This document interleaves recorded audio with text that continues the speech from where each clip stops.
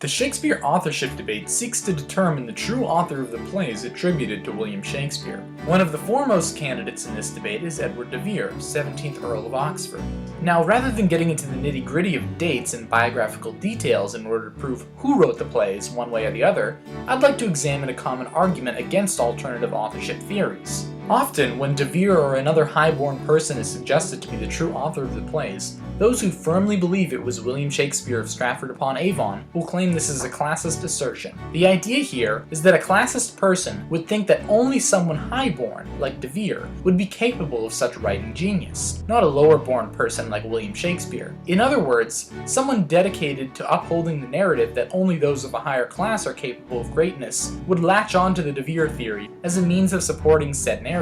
This argument can even be found in the preface to the Folger editions of the plays. The issue here is that this assertion can easily be flipped.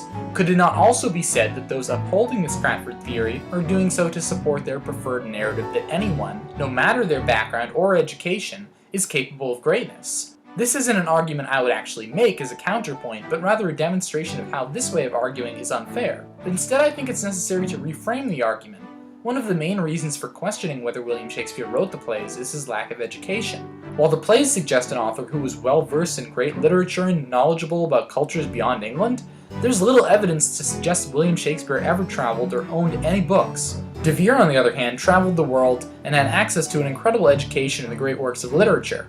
The aforementioned argument against authorship theorists would suggest a belief that being born in a certain class makes someone inherently more or less capable of greatness. In reality, though, we know that it's the education that matters. Many of the great authors, regardless of their class, were inspired by their predecessors.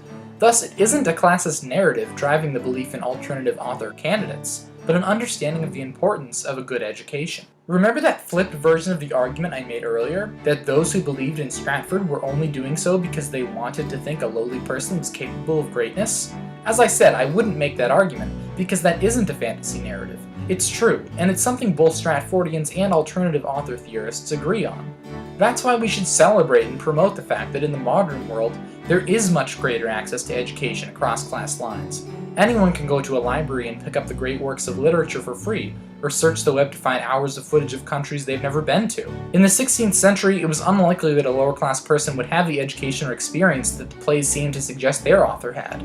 As Stephen Jay Gould said, "I am somehow less interested in the weight and convolutions of Einstein's brain than in the near certainty that people of equal talent have lived and died in cotton fields and sweatshops." Let's do everything we can to encourage people to take advantage of these resources in the name of every Shakespeare that never was.